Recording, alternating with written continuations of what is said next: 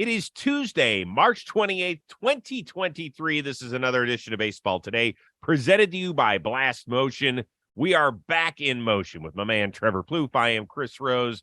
Producer Dan along for the ride as well. I am joining you from beautiful Madison, Wisconsin, where we are taking Brady Rose on his college tour. In fact, on Monday, we were shown around by a college football Hall of Famer, soon to be Pro Football Hall of Famer, my partner in crime in the Cleveland Browns announcing booth during the preseason, Joe Thomas. And I can tell you, he took us on a tour of Camp Randall Stadium. That place was awesome, dude. I've only heard great things about Camp Randall. I've been to Madison one time, had the night of my life. Still haven't told you the story, but I'm happy. Brady is going to have so much fun. I'm jealous. I am. Well, it's just part of a college tour. You know, he's just a junior, so he's trying to see what he loves. But when you get walked around by arguably the greatest player in a program's history, it doesn't suck. It doesn't suck. Yeah. So that was pretty awesome. You know what else is awesome? Blast Motion. Because are you ready to dominate at the plate this season? Blast Baseball is the #1 hitting improvement solution. It is trusted by more major league, college, travel ball teams than any other thing out there. The blast sensor attaches to the knob of your bat. It provides real-time feedback with each and every swing. In fact, metrics are automatically sent to a smartphone app. They generate insights that allow you to analyze and improve your hitting like never before. So go get this thing. BlastMotion.com. Enter the code today at checkout to save $10. Unlock your potential with Blast. And speaking of, at the end of this week, when Jolly Olive joins me on Friday's show, we're going to have our Blast Motion question of the week. If we pick yours, you will get Blast Motion sent to your crib along with Baseball Today swag, a T-shirt as well. Yeah. Can I tell you something? Yeah. Blast sent us a Blast Motion, and Teddy loves it. He thinks it's so cool. He thinks he's in the future. So we're getting him to work, and he's having fun doing it. That's like win-win for if you're a parent. So go do yourselves a favor. Send in a question. Pique our curiosity. Make it funny, smart, intelligent. If we pick you, you get Blast Motion and a Baseball Today T-shirt. So there you go. Coming up in just a few minutes, we're going to break down the NL East. But first, my Guardians got some crappy news. Got to throw this on for a second. Triston McKenzie, they're #2 behind Shane Bieber, not throwing for at least 2 weeks because of a issue in his upper back. Got forearm. It's all over the place. He's probably out a minimum of 2 months. Talk me off the ledge on this one. I don't know if I can. See, Rosie, to be honest with you, because I need some more specifics about what we're dealing with here. Too many times have I seen guys like, with unspecific arm injuries, try to rehab them, come back too soon. Triston, my guy, take your time, get this thing right, because I do believe the Guardians, in what a lot of people call the AL mid, can stay afloat without him. I know you told me they're not going to bring up any of their young studs, but I believe there's enough there to stay afloat until he comes back. But make sure you are healthy, Triston, because we need you in September and October and not necessarily in April and May. I think that's a dangerous way to live. It sounds like they're not going to bring up Gavin Williams, who's their first rounder from a couple years ago. Big, strapping lad. He's like 6'5", 6'6". Has a howitzer attached to that right shoulder. Espino, who's a top 10, top 15 prospect, he's been banged up in the spring. So obviously he's nowhere close. They're going to go with Connor Pilkington, who got some starts last year. He got some run. He's a lefty. He's fine. He'll be a 4-inning guy. But it puts a lot of stress on your bullpen. And I think that the Guardians are relying on the fact that the White Sox and the Twins just kind of moseyed along with them last season. I think that's a dangerous way to go, though. Well, yeah. I mean, and what Triston did last year, I mean, what I have in front of me, a 2.96, a 0.95 whip. He struck out 190 guys. It's going to be really tough to replace that. And you don't want to be complacent just because the other teams in your division seemingly haven't gotten over the hump. I understand what you're saying, but the fact is you are in that division and you can stay afloat. So maybe I just did talk you off the ledge. You're going to be okay, C. Rosie. Yeah, and you did a better job with that than me. Yeah. Okay. Well, we'll see. I'm keeping my fingers crossed. I'm a big Triston McKenzie fan, just with the dude that he is. He's funny. He's smart. And he can throw a nasty fastball, too. Before we get to the preview, we have to bring up what happened with JT Realmuto. Randy Rosenberg was the umpire. Have you ever seen anything like this, or are we making too big a deal out of what we saw with the ejection? Oh man. I mean, a lot of me just wants to say this guy's ego was bruised a little bit and he overreacted, which is kind of what did happen. I could see where he's coming from if he thought JT was like faking him out, but like JT can't see, behind him. He doesn't have eyes in the back of his head. So I think there was miscommunication there. Obviously, JT thought he was going to throw the ball back. I don't know, man. This guy's like he's like a AAA up and down kind of umpire. And this is not like exactly the tone you want to be setting when you're on the doorstep of the major leagues. You don't want this to be the first thing that people know about you. So I think we should stop making such a big deal about it. But I mean, it's kind of hard to ignore. This is just kind of a silly situation.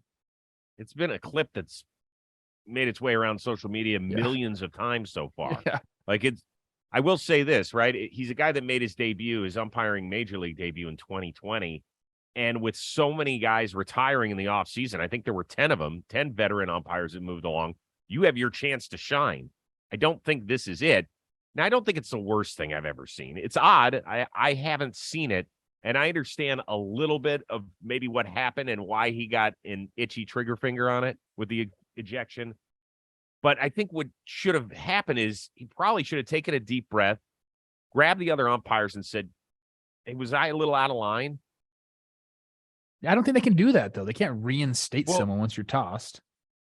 You know what? Why can't you? I don't know. Hey, I mean, what do you think about this? You think JT was like, hey, Randy, I am like not really feeling it today. I'm ready for the season. Can I just like hit the showers real quick? Like, let's stage this. Okay. Ron Gardenhire was known to do that. Let me tell you that. There were times where I knew, Ron was going to get thrown out of a game. Maybe JT took a page out of his book. If that is the case, then JT should have gotten in front of the mic, not admitted that, but he should have said, hey, you know what? I was probably a little out of line. I said something nasty. Yeah, that's all. That's all. That way they could have covered one another. So there's no way that's what happened. JT should do that anyway, just so like he's got him in the back pocket. Oh, okay. Protect the young lad. Game within the game. I'm in. So we both disagree that it shouldn't have had, with Rosenberg's stance, not good, but not the worst thing we've ever seen. Like, let's not get all up in arms. Guys should never umpire again. No. Like We'll be over this people tomorrow, people. Relax. Right. All right, you ready to move on to the NL East predictions? I think so. Okay. If you had said no, would I have just stopped the show? No, you wouldn't have. Great point. All right, Braves have won 5 straight divisional crowns. The biggest reason they will make it 6 in a row is... Have you seen the roster, C. Rosie? I mean, this is a complete freaking team. The pitching is great. We all know that. The rotation, I picked in the positional units draft on Talking Baseball. I love the bullpen as well, although Raisel Iglesias being hurt to start the year is not great. I think he'll be okay. I think the offense really shines this year, man. I really do. I could see them having, listen to this, 10 dudes hit 20 homers.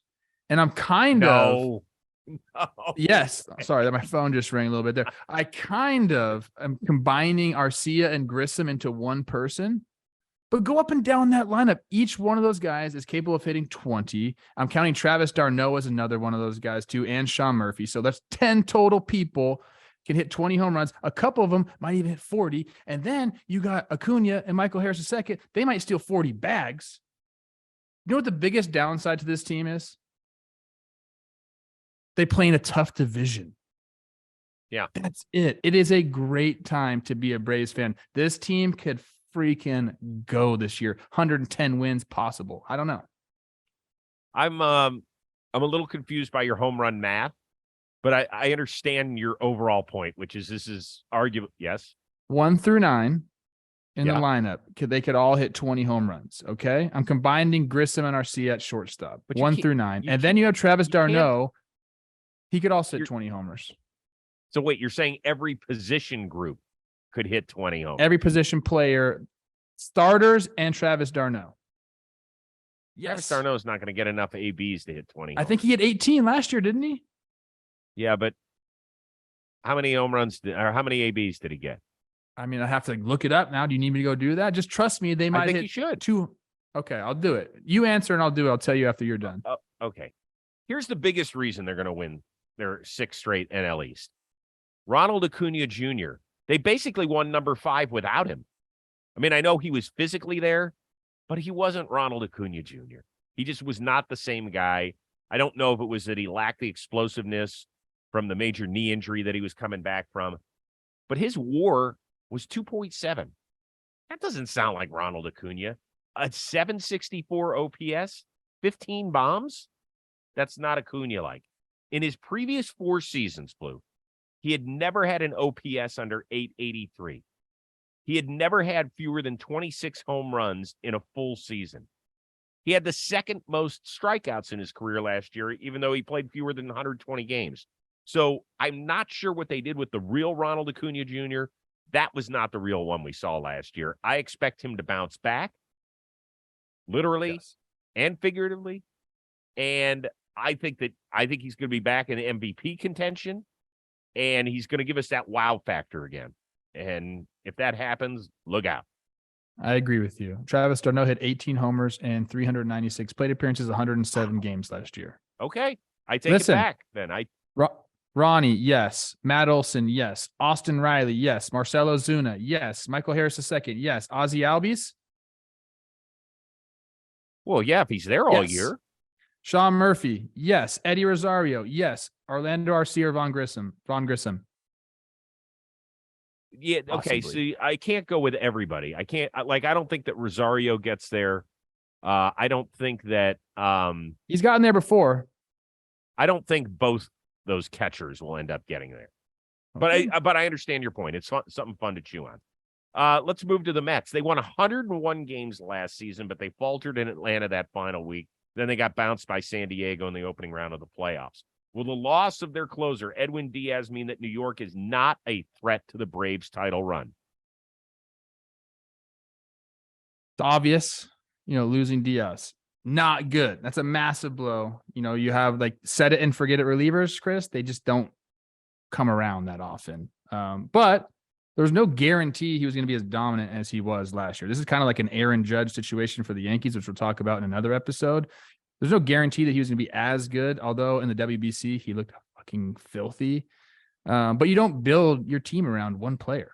And if we look around the league, how many teams just have a set closer? Like a lot of these teams go bullpen by committee. You can have an incredible season doing that. It's another stacked roster. They return most of the guys from 2022. They won 101 games last year. I mean, this is a really good team. They bring in Verlander. I know there's a sour taste because of how the season ended, but this team's going to be a problem, dude. And if the bullpen becomes an issue, it's one of those things where at the deadline, that's one of the more readily available positions. They can go draw from that. They have guys that can do it, but to answer your question, no, they're going to make a run at this thing without Diaz. Having him would obviously be amazing, but they still have plenty to go and win the NL East.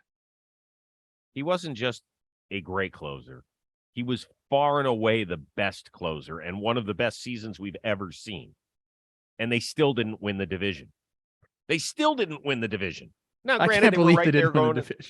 I know. And they won 101 games and they didn't win the division. Like that sort of stuff is insane. They asked Stephen Cohn, the owner, about this situation. Like, what do you do now that you don't have Edwin Diaz? For a guy who's willing to pay $500 million in payroll and tax fee. He said, you get in trouble when you overpay for guys. And what he meant by that is go out and trade for somebody. He didn't mean financially overpay.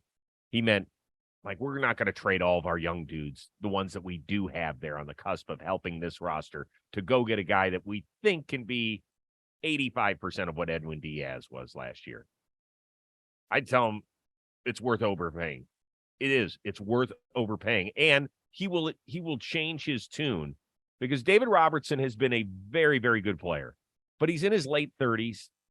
He hasn't been the closer on a contending team in years, it feels like. Okay. So I just don't know if you want to go that route. Well, like you said, I mean, he could change his tune if he gets into the season and there's some blown He will saves. I change think his that tune. reliever position becomes pretty apparent. But look, can I take another David Robertson victory lap? Every time he signs somewhere, I'm like, that's an incredible deal. Why didn't, this team do that? Mm-hmm. And everyone kind of laughs, David Robertson, he's really old. Go look at the freaking numbers, people. I think he can do it. I think Ottavino can do it. They have some guys there. But like I said, dude, at the deadline, there's a bunch of bullpen guys. And the bullpen is fluid throughout the year. It's very difficult to set your roles and say, this is who's going to be here. It is who's hot at the right time. That's who you go with. There's no doubt about it. The Mets can do it. You want to have Diaz. I understand that, but you're going to be okay. Okay, just real quickly, I just want to put some more numbers in perspective. Who are arguably the three best closers? Now, there's one guy in that list of my three that struggled for like a month last year, but still I would take him on my team. Last year, just all of baseball. Who were they? Well, Clase is the guy. Okay, so Clase last year. Diaz, Best, obviously the all right. guy. Yep. Who else? Who you want to add in there? Duvall? Do you want to I add would say Hader at the end of the year? Hader. So I would say Hader. He had a terrible month last year, but he's been really, really good the last 4 or 5, right? So last year, Emmanuel Clase got 35% of his outs via the strikeout. 35. Josh Hader got 54% of his outs via the strikeout, which is a huge number. Edwin Diaz got 63% of his outs via the strikeout. Nearly 2/3 of the guys he got out last year were strikeout. That means there's no way anybody behind you can screw up the play. That means nobody can get a lucky seeing eye single and tie the game. That's some dominant shit right there that they're going to miss. And that's why I think they're going to have a hard time sticking with the Braves. I saw him throw 3 batters this year live, and he struck all 3 of them out. So 100% for me. Baseball fans, America's pastime is back. Step up to the plate for some season opener action with DraftKings Sportsbook, one of America's top-rated sportsbook apps. Right now, new customers can place a $5 pregame moneyline bet and get $150 in bonus bets if their team wins. Talk about hitting it out of the park. I should know something about that. 106 homers in the show. Plus, everyone can get in on the Major League action with a no-sweat bet from DraftKings. And all you have to do is download the DraftKings Sportsbook app now and sign up with code BASEBALL today. New customers can bet $5 on any pregame money line and get $150 in bonus bets if their team wins. Only at DraftKings Sportsbook with code BASEBALL today. Minimum age and eligibility restrictions apply. See show notes for the details. The Phillies are actually your defending National League champs, but they're already devastated by injuries. Bryce Harper's going to be out at least a couple months still, coming back from surgery. Rhys Hoskins is done. Who or what part of this team has to really impress to give the Phillies another fall classic shot? See, that's what I like about the Phillies, Chris. I don't think anyone has to go out there and, perform at an otherworldly level. They don't need them to go insane to sustain the loss of Harper and Hoskins. Rhys will be a miss, no doubt about that. But Bryce will be back mid-season and ready to go. They have guys up and down the lineup. The pitching staff, they just need to be themselves. I wouldn't be surprised if Trey Turner did what you're talking about, takes the momentum from the WBC and just kind of goes on this crazy MVP path that sustains them until Harper gets back. But I don't think they actually need to do that. Keeping the ship afloat will be sufficient. Rinse and repeat like 2022. Get there and let's dance. I think that's the model that these guys have. They know they're a good team. They saw what happened last year when Harper went out. They were able to do it. Why not? They have all the confidence in the world they can do it again. They had a Trey Turner. This team's in a good spot still. Harper needs to come back, be himself. But if he does that, even without Hoskins, they're a force. So I understand everything you're saying. I will boil it down to one guy. If I had to say they need massive productivity from this guy, okay, I would say Taijuan Walker, because they paid him like a guy in the offseason that you need to do more than just show up, which is something that he's done nicely the last 2 years after a little bit earlier in his career having major health issues. He's made virtually every start the last 2 seasons up there with the Mets. They gave him $72 million over 4 years. That's a decent amount of money. They've got 2 great starters. We know that with Wheeler and Nola at the top. Ranger Suarez pitched really well when they needed him to last year, but he's already dealing with a bulky elbow. We don't know how the back end of that rotation is going to work. You need Taijuan Walker to show up. You need him to. And the one thing about pitching in a ballpark like this, we know the ball can fly.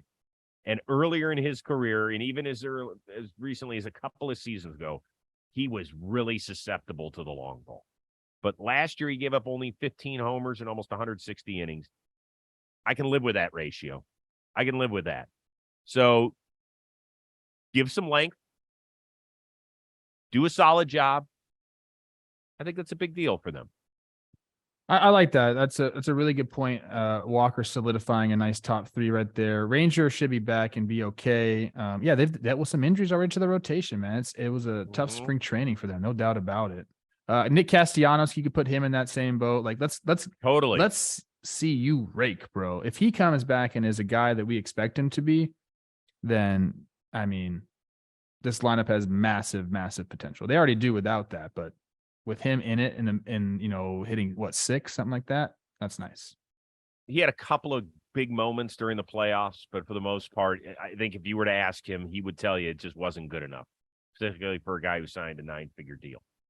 All right, the Marlins. We know that they have the reigning Cy Young Award winner in Sandy. That was about it last year.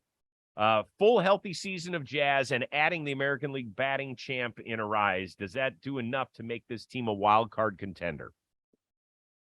I'm going to answer your question straight away. I never do this, but I'm going to. I don't think they're going to be in wild card contention at the end. If somehow they do, so much needs to go right. I mean, Arise needs to shine. Soler needs to bounce back in a big way and stay healthy. Abisail Garcia as well. Like, I'm excited to see Jazz out there in center field, but I think there's some weird defensive stuff going on there with the Marlins as well.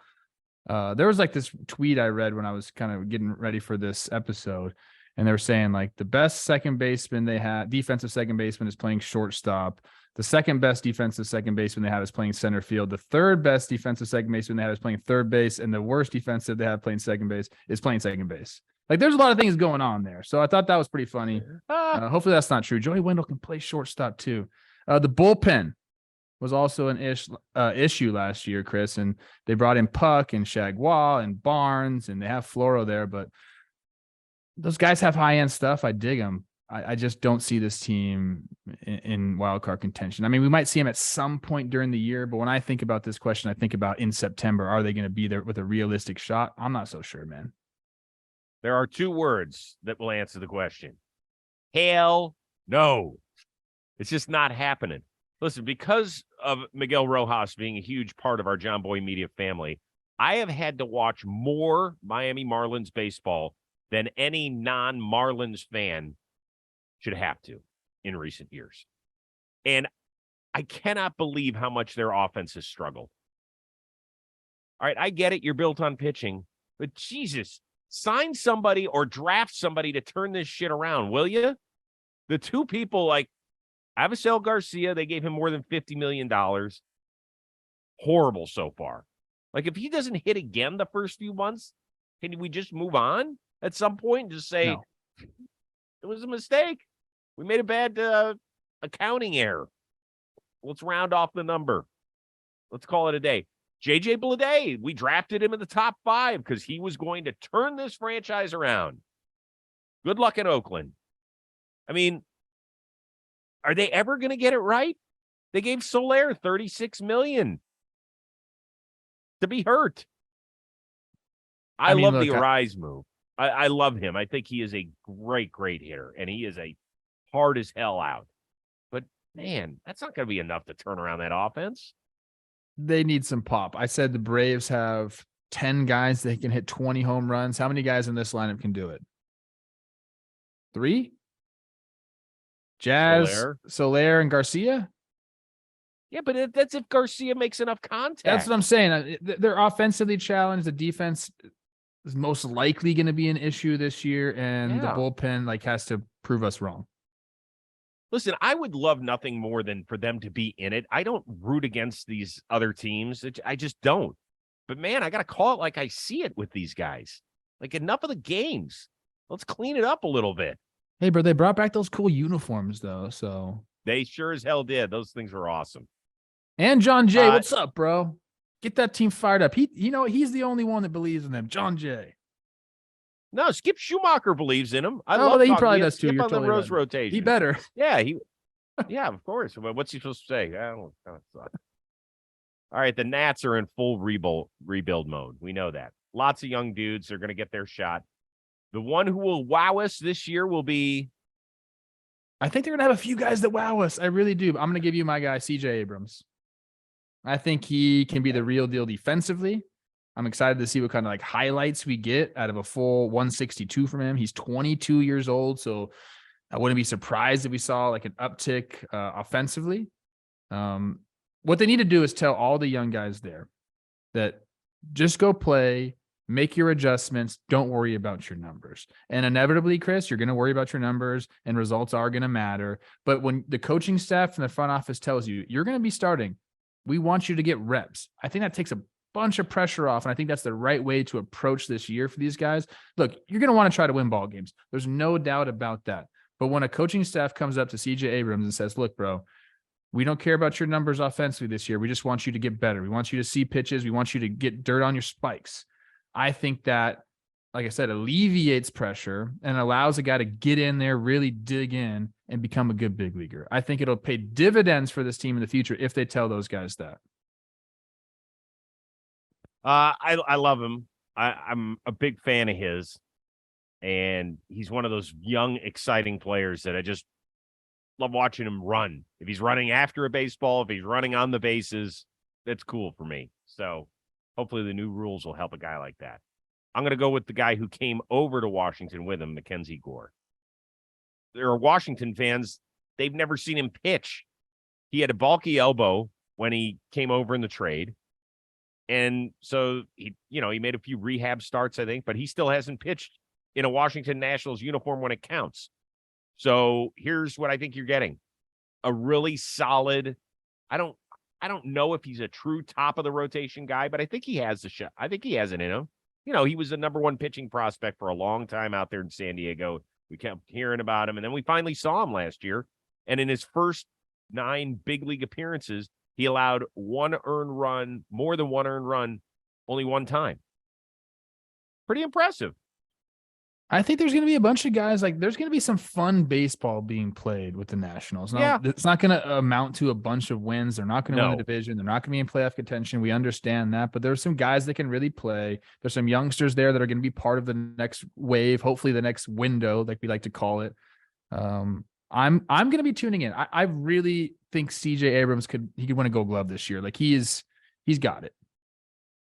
By the way, I want to take it back. First 9 appearances of Gore's career, he allowed more than one earned run only twice. Sorry. I tried to make him look better than he was. Still damn good when it started. Okay. All right.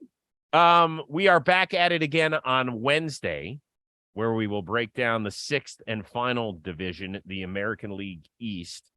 And so we're 48 hours away from this thing starting. I'm excited. I was talking to James Loney today. He's doing the freeway series between the Angels and the Dodgers, and we're talking about the season getting started. He told me a bunch of stuff about the Dodgers. I'll be fired up. Okay. Little offline discussion sounds like. Good. Yeah. We need to have a talk. Yes, we do. Yes, we do. Did you like that picture I sent? I did. I think that's probably the place. Has to be. By the way, Michelle goes, Look what it is. I'm like, what do you mean? She goes, look over there. Plouffe's place. I'm like, yeah. Let's end the show. Out of here. All right. For our one-of-a-kind producer, Dan Rourke, and Trevor Plouffe, I am Chris Rose. We will see you Wednesday on Baseball Today.